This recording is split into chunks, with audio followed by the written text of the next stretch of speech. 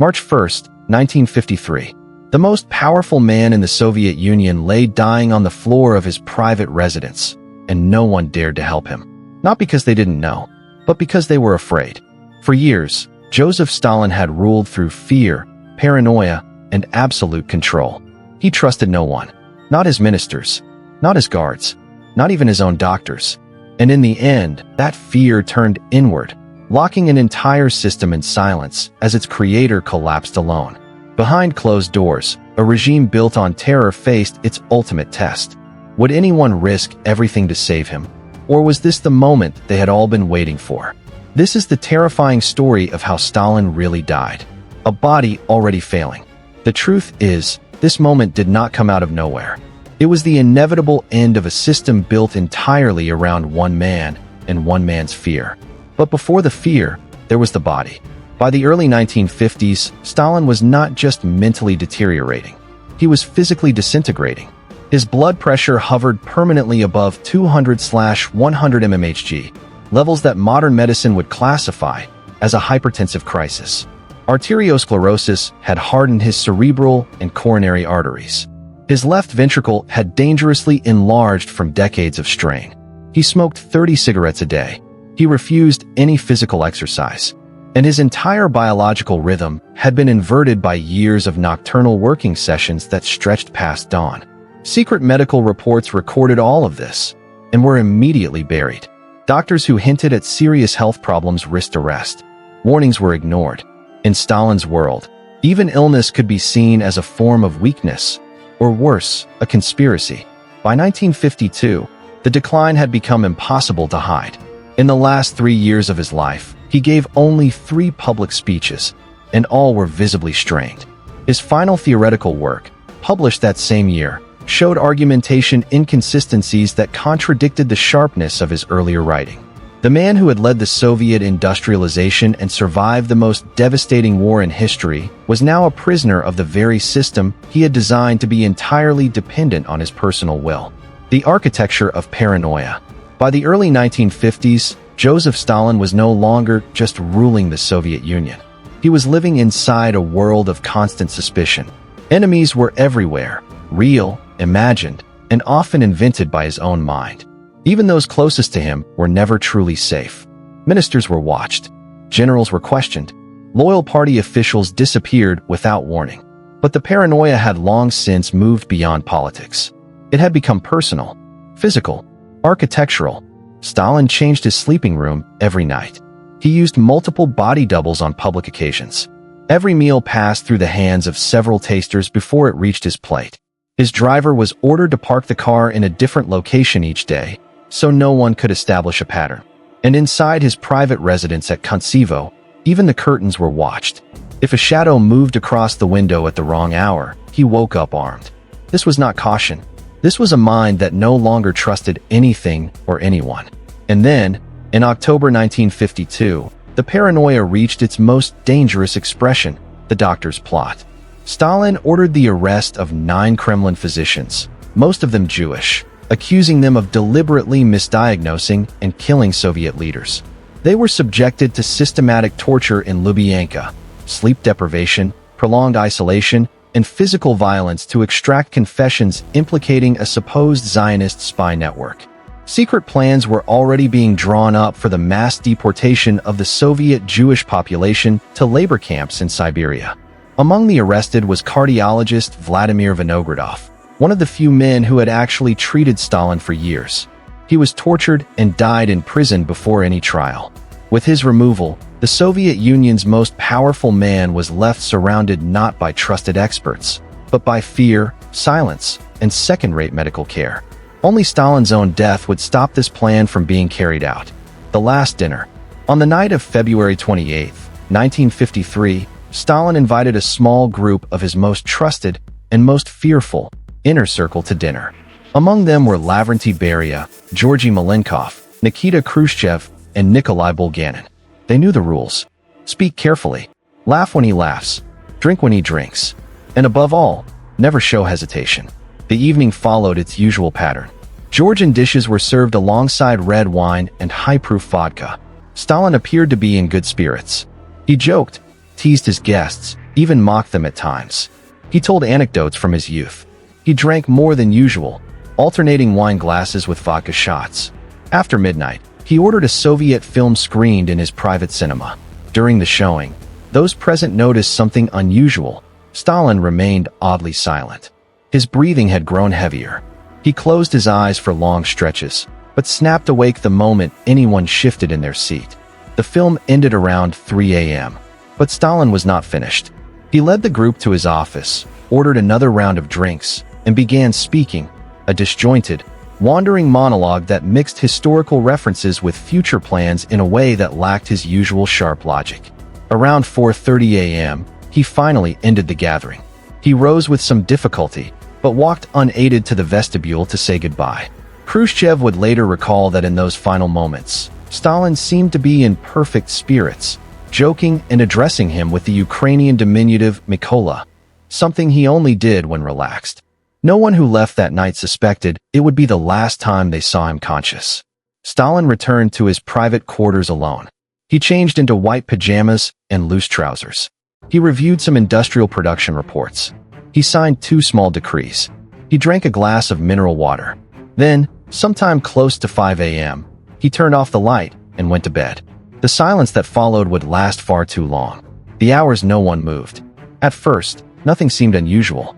Silence was normal in Stalin's residence. Hours could pass without a sound. No one questioned it. No one dared to. But by the afternoon of March 1st, something felt wrong. Meals prepared for Stalin were sitting outside his door, untouched. Breakfast, then lunch, then dinner. The guards had strict orders: do not enter unless called. So they waited. Inside that room, the most powerful man in the Soviet Union lay collapsed on the floor, alive, but unable to move, unable to speak, slowly slipping deeper into paralysis. Hours passed. Every minute mattered. But no one moved. Because stepping through that door without permission could mean arrest or execution. It was housekeeper Maria Tikhonovna who finally felt the dread become unbearable. Around 10 p.m., she approached the guard, Starostin, in hushed tones. A whispered argument followed. Nervous glances, hesitation in every word. An hour passed before they agreed. Someone had to look. They opened the door with an auxiliary key. Stalin was lying on the floor, unconscious. His body twisted unnaturally, one side completely unresponsive. A dark stain had spread across his clothes and the carpet beneath him. His breathing was shallow and irregular. With extreme care, they moved him to a nearby sofa and covered him with a Georgian blanket. Then, with trembling hands, they did not call a doctor. They called Lavrentiy Beria. The decision not to save him. When Lavrentiy Beria received the call in the early hours of March 2nd, he didn't panic. He didn't rush. He didn't immediately summon doctors. Instead, he waited.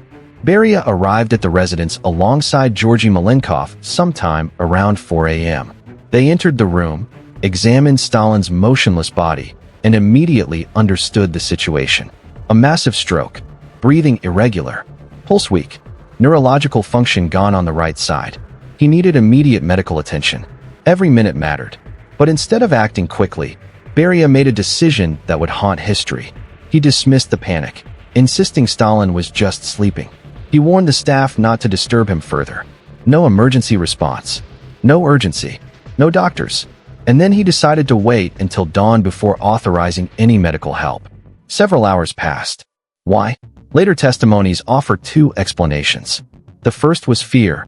If Stalin recovered and learned that Beria had rushed into his rooms uninvited, the consequences could be fatal.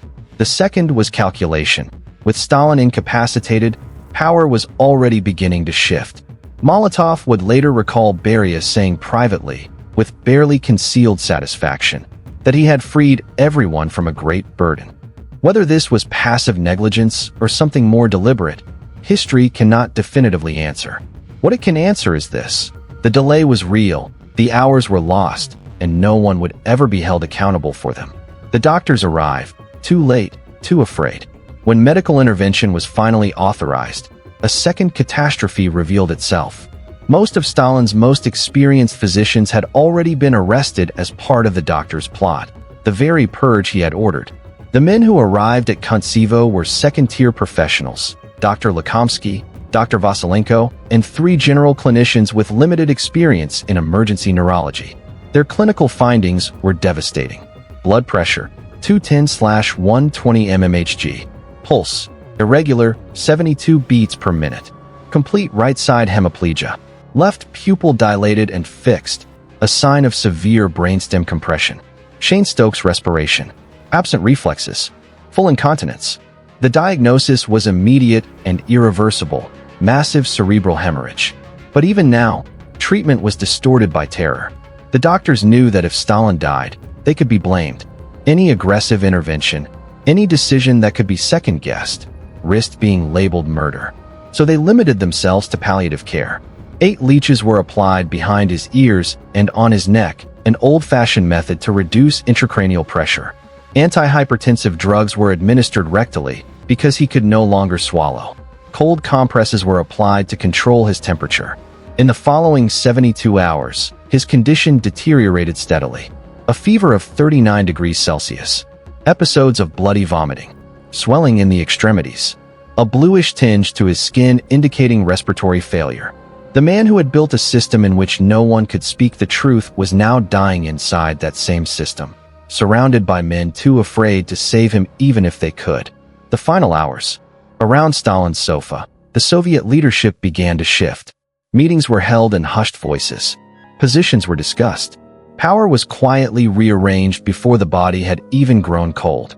Beria reorganized security services and moved MVD units into strategic positions across Moscow. He held private meetings with key military commanders. His behavior alternated between visible grief and poorly concealed excitement. On March 3rd, the Presidium issued its first official bulletin, carefully worded to avoid any definitive prognosis, keeping all strategic options open. On the afternoon of March 5th, Stalin's breathing grew increasingly erratic. Episodes of apnea lasted up to 2 minutes. His body temperature dropped. His blood pressure fell to levels incompatible with life. At 9:50 p.m. on March 5th, 1953, after 4 days of suffering, his pulse stopped definitively. The room fell silent. No orders followed. No voice returned. The autopsy confirmed a massive hemorrhage in the left cerebral hemisphere caused by a ruptured perforating thalamic artery. Severe arteriosclerosis. Extreme left ventricular hypertrophy. Multiple previous microinfarctions. His heart weighed 580 grams, nearly 200 grams above normal. The findings conclusively ruled out poisoning. Stalin had died as a victim of the cardiovascular disease he had ignored for decades, aided, in his final hours, by a system too broken and too frightened to help him. The system that swallowed its creator. In the end, Joseph Stalin wasn't defeated by an enemy, an army, or a revolution. He was undone by the very system he built, one rooted in fear, silence, and absolute control. The same fear that kept millions obedient, kept everyone from saving him. His blood pressure had been dangerously high for years. His most trusted doctors had been thrown in prison. His guards were trained not to enter without permission. His inner circle had learned never to act without explicit orders. Every single element of his death had been designed, unknowingly, by Stalin himself. So what do you think? Was this simply the natural death of a dictator, or a moment of silent, collective revenge? A system finally turning against the man who created it? Let us know in the comments. And if you want more dark, untold stories from history, don't forget to subscribe.